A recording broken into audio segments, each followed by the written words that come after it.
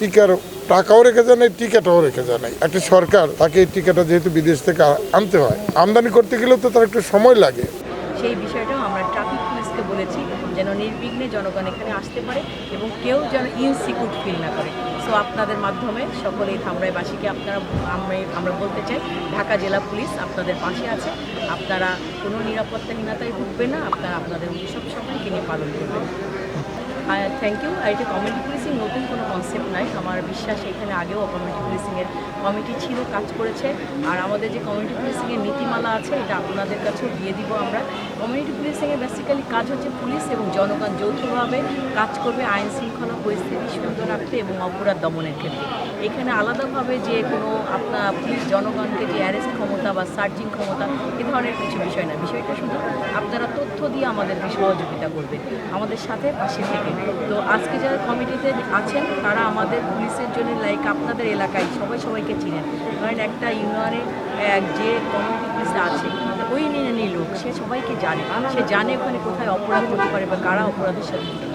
আমাদেরকে তথ্য দিবেন, অথবা যেন অপরাধ সংগঠিত হচ্ছে সে খুবই নিকটে আপনাদের, হয়তো ওই মুহূর্তে আমার পুলিশ নাই, তখন তাকে আটকও করতে পারে, কারণ জনগণের এই ক্ষমতা আছে। কিন্তু শুধু কমিউনিটি পুলিশ না, জনগণ কিন্তু যে কোনো অপরাধ সংগঠন তার চোখের সামনে হলে সে কিন্তু তাকে ধরতে পারে, অপরাধ দমন করতে কাজ করতে পারে।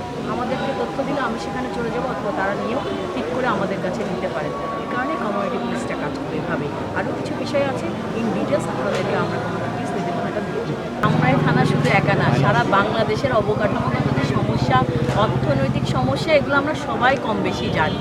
তো সেই ক্ষেত্রে তারপরে আবার 5 তারিখে সরকারি আমাদের প্রচুর গাড়ি এই ব্রায়ার কিন্তু পুড়িয়ে দেওয়া হয়েছে, আপনারা জানেন। তো সেইখান থেকে বর্তমান সরকার, আমাদের মাননীয় সংসদ সদস্য, উনিও বিষয়টা অবগত আছেন। উনি আমার সাথে সবসময় ফোনে কথা হয়, উনিও আমাকে বলেছেন। তো আরও স্কুলে যেহেতু আমাদের কিছু এখানেও আমরা ওনাদের সহযোগিতা নিচ্ছি। তো সেই ক্ষেত্রে আজকে আমরা আমাদের ব্যারাকের কাজ শুরু করব, যাতে করে ধামরাই থানার স্পেসিফিক্যালি এই ব্যারাকের সমস্যাটা আশা করি 1 মাসের মধ্যেই সমাধান হয়ে যাবে। এবং গাড়ি ঘোড়ার যে বিষয়টা বলি, এটা তো আসলে আমি পার্সোনালি কোনো আমরা সমাধান করতে পারবো না, এটা রাষ্ট্র। তবে আমাদের সরকার এই পুলিশ উইকে আমাদের মাননীয় স্বরাষ্ট্রমন্ত্রী মহোদয় বলেছেন পুলিশের জন্য গাড়ি দিবেন এই অর্থ বছরে, এই বাজেটের পরেই আমরা গাড়িগুলো পেয়ে যাব, তখন যাতে করে আমাদের ইনফ্রাসিস দিয়ে এই থানাতে গাড়ি দেওয়া হয়, সেই জন্য আমরা চেষ্টা করব। আসলে এই সমস্যা কিন্তু আজকে সৃষ্টি হয়নি, এই সমস্যাটি দীর্ঘদিন ধরে সৃষ্টি হয়েছে। বিশেষ করে ফ্যাসিস্ট সরকারের আমলে দেশের সব কিছু ধ্বংস করে ফেলা হয়েছিল, তার মধ্যে অন্যতম ছিল এই মাদকটা। জাতিকে ধ্বংস করার জন্য শিক্ষা এবং এই মাদক, এই দুইটাকে এমনভাবে ছাড় দেওয়া হয়েছিল যাতে করে বাংলাদেশ আর কোনো দিন তার নিজের মেরুদণ্ডকে খাড়া করে দাঁড়াতে না পারে, এই ধরনের একটা ব্যবস্থা কিন্তু হয়েছিল।